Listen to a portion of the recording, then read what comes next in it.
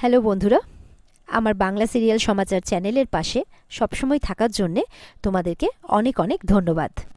আর তারই সাথে তোমাদের এবং যারা নতুন বন্ধুরা রয়েছে তাদের আমার চ্যানেলে সাদর অভ্যর্থনা জানিয়ে অনুরাগের ছোঁয়ার আজকের পর্বের রিভিউ আমি শুরু করছি।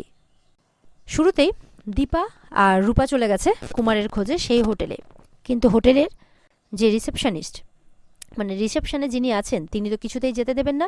এমনকি সনদ দাস বলে এখানে কেউ আছেন কি না মানে কোনো প্রকারের ইনফরমেশনও তারা দেবেন না। দীপা বলছে ঠিক আছে, আপনাকে দিতে হবে না, আমি নিজেই যাব, আর আপনি আমাকে আটকাতেও পারবেন না। তখন দীপা কিন্তু নিজেই, কারণ ওদিকে তো রুডি রুম নাম্বার টাম্বার সব বলে দিয়েছে, সেই অনুপাতে একদম সোজা চলে যায় রুমে। রুমের বাইরে গিয়ে তো দরজা ঠকঠক করছে, আর ভেতরে কুমার বসে আছে। কুমার দরজাটা খুলতে যাবে কি কিছুক্ষণের জন্য তার মনে হয় না না, সাবধানের মার নেই, বলা যায় না কে এসেছে, এই বলে একটা চাদর মুড়ি দিয়ে দরজাটা খুলতে গেছে।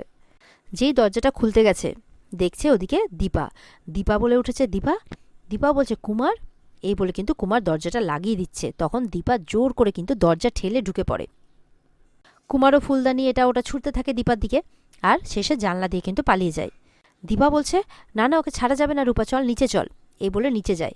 আর নিচে কিন্তু মানে পুজো হচ্ছে, মায়ের পুজো হচ্ছে, সেখানে প্রচুর ভিড়, আর সেই ভিড়ের আড়ালে গিয়ে কিন্তু কুমার লুকিয়ে পড়ে।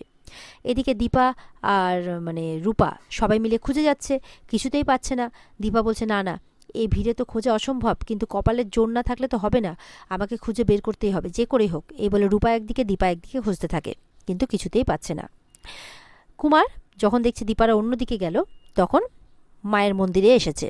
এসে বলছে মা, আমাকে রক্ষা কর, আমাকে এবারের মতো বাঁচিয়ে নে, আমি তোর মন্দিরে তোকে কত কত টাকা দিয়েছি, মানে টাকার গয়না দিয়েছি, কত কত টাকা দান করেছি তোর মন্দিরে, তুই আমাকে বাঁচাবি না, তার ফল দিবি না? এই কথা বলতে বলতেই দেখা যাচ্ছে যে পেছনে একজন পুরো মা কালী সেজে চলে এসেছে, একদম সেই রুদ্রমূর্তি ধারণ করে, প্রচণ্ড রাগে রাগে। কুমার তো তাকে দেখে একদম ভয় পেয়ে গেছে। দেখা যাচ্ছে সেই মায়ের বেশে, মা কালীর বেশে যিনি এসেছেন সে আর কেউ নয়, সে হচ্ছে ডক্টর সূর্য সেনগুপ্ত। এবার তো খাড়াটা দিয়ে তাকে মারতে যাবে কি, বলছে মা আমাকে বাঁচা, আমাকে বাঁচা, আমি তোকে কত সোনার গয়না দিয়েছি, কত টাকা পয়সা দান করেছি তোর মন্দিরে। আর সূর্য কিন্তু প্রচণ্ড রেগে আছে, চোখ মুখ লাল হয়ে গেছে একেবারে। সূর্য বলছে মা মাই হয়, ভক্ত যখন কোনো বিপদে পড়ে, যখন কোনো শত্রু তাকে ক্ষতি করতে চায়, তখন মা আসে, প্রত্যেক যুগে আসে, ভক্তের সমস্ত রকম বিপদ থেকে ভক্তকে রক্ষা করে মা নিজে। কিন্তু মায়ের আশীর্বাদ, মায়ের ভক্তি, মায়ের প্রসাদ, মায়ের কল্যাণ, এগুলো কখনো টাকা দিয়ে কেনা যায় না। আর তুই মূর্খ, নীচ, পাপী, তুই মায়ের কাছে ব্যবসা করতে এসেছিস, মাকে গয়নার লোভ দেখাস, টাকার লোভ দেখাস, তোর এত বড় সাহস, তাহলে দেখ। কুমার বলছে না না না না না, আমাকে কিছু করবে না। সূর্য বলছে মা আজকে এসেছে তোর পাপের শাস্তি দেবে বলে, বলছে মা এসেছে তোর সামনে মৃত্যুর দূত হয়ে তোকে শাস্তি দেবে বলে, বলে আজকেই তোর শেষ দিন, এই বলে মারতে যাবে কি কুমার ওখান থেকে পালিয়ে যায়। তখন সামনে চলে আসে রূপা, রূপাকে ঠেলে সরিয়ে দিলে সামনে আসে দীপা। এবার বলছে তুই কোথায় পালাবি?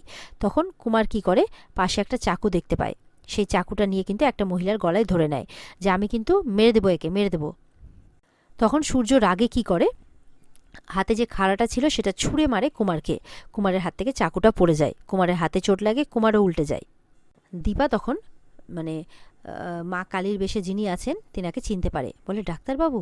এরপরে দীপা কি করে, সেই খাড়াটা নিজের হাতে তুলে নেয়।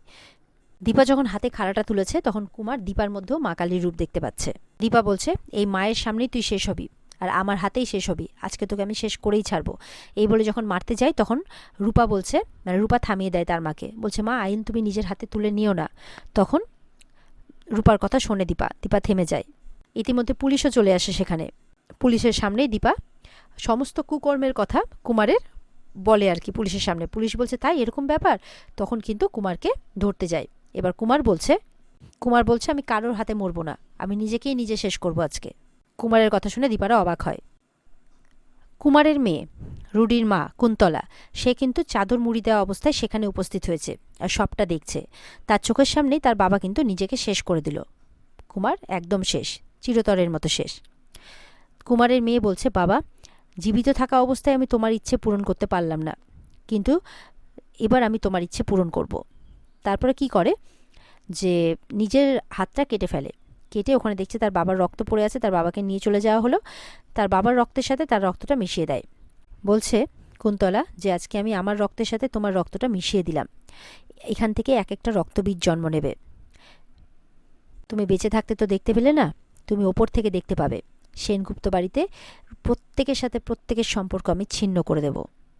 ওদিকে সোনা হসপিটালে তার স্বামীর সাথে দেখা করতে গেছে, রুডির সাথে। রুডি তো তার সামনে প্রচুর বাহানা করছে যে সে তার দাদুকে ধরিয়ে দিচ্ছে, মানে প্রায়শ্চিত্ত করতে চাইছে, তার পরিবার তাকে ঠকিয়েছে, এরকম বিভিন্ন কিছু। আর সোনা আবারও তার কথায় এসে যায়। আর মনে মনে ওদিকে কুমার বলছে যে দাদু তুমি মরছো মরো, কিন্তু আমাকে কিন্তু ফাঁসিয়ে যেও না, কারণ আমার জীবনে এখন অনেক কিছু করা বাকি আছে। এরপরে সোনা রুডিকে বাড়িতে নিয়ে আসে।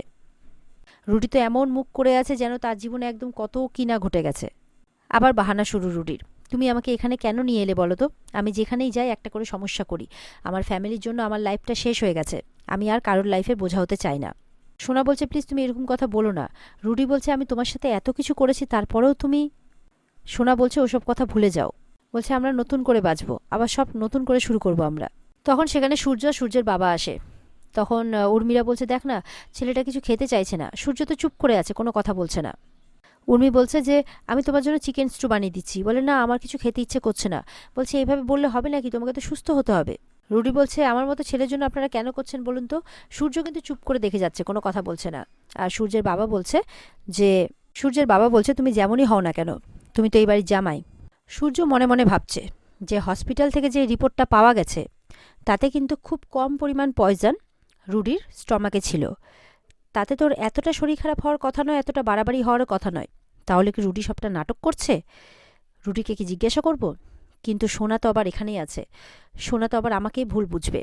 না, সোনার মনকে তো এই মুহূর্তে কষ্ট দেওয়া যাবে না, আমাকে একটু থেমে যেতে হবে। সূর্য এটাই ভাবছে মনে মনে। তখন দীপা আর রূপাও আসে। উর্মি বলছে তুই কোথায় গেছিলি? তখন দীপা বলছে কুমার শেষ, কুমার মারা গেছে। তখন রুডি আবার বাহানা শুরু করে দিয়েছে, কাঁদতে কাঁদতে বলছে তোমার জন্য আমি আর মা সারা জীবন কষ্টে থেকেছি, আমাদের লাইফটা পুরো শেষ করে দিয়েছো, শেষ। বলছে মামুনি মামুনি আমাকে তুমি শেষ করে দাও, শেষ করে দাও। দীপার পায়ে পড়ে হাউমাউ করে কাঁদতে কাঁদতে বলছে। এবার সোনা বলছে প্লিজ তুমি কেঁদো না। বলছে মা, যেখানে রুডি বলেছিল সেখানেই কেউ দাদুকে পাওয়া গেছিল? তখন দীপা বলছে হ্যাঁ সোনা, সেখানেই পাওয়া গেছে। উর্মি বলছে তাহলে তো আর রুডিকে সন্দেহের কোনো জায়গাই থাকে না। মানে উর্মির যেন কত খুশি হয়ে যাচ্ছে একদম রুডিকে মেনে নিলে, খুব পছন্দের জামাই উর্মির আর কি। দীপাও মনে মনে বলছে যে এই মুহূর্তে আমার ওকে মেনে নেওয়া ছাড়া আর কোনো রাস্তা নেই। তখন কৃষ্ণ আসে ছুটে, এসে খবর দেয় যে তার বাবাকে, মানে কৃষ্ণর বাবাকে আর রুডির মা কুন্তলাকে কোথাও খুঁজে পাওয়া যাচ্ছে না। এটা শুনে সবাই অবাক হয়ে যায়। রুডির নাটক আবার শুরু। কি পাওয়া যাচ্ছে না? তার মানে তারা আর নেই? তার মানে আমার ফ্যামিলি আবার শেষ হয়ে গেল, আমি একা হয়ে গেলাম। দিয়ে হাউমাউ করে কাঁদছে। সোনা বলছে রুডি এরকম করো না, আমি তো তোমার পাশে আছি। মনে মনে বলছে রুডি আজ থেকে আবার সব নতুন করে শুরু হলো দীপা সেনগুপ্ত, আমি এই সব কিছুর বদলা নেব, শেষ করে দেবো সেনগুপ্ত ফ্যামিলিকে। তোমরা আমাকে বিশ্বাস করে আবার ভুল করলে। দীপা কিন্তু রুডির দিকে তাকিয়ে আছে। আর এখানে আজকের পর্ব শেষ হয়ে যায়। তো বন্ধুরা, এই ছিল আজকের পর্বের রিভিউ কেমন লাগলো কমেন্ট করে অবশ্যই জানাবে। আর আমাদের আপডেটগুলো নিত্যদিন পেতে আর নিত্য সময় মতো পেতে অবশ্যই আমাদের চ্যানেলকে সাবস্ক্রাইব করে দেবে। আর আজকের পর্বের ফুল এপিসোড দেখতে স্টার জলসার পর্দায় চোখ রাখবে। দেখা হচ্ছে আগামীকালকে। সবাই ভালো থাকবে। টাটা।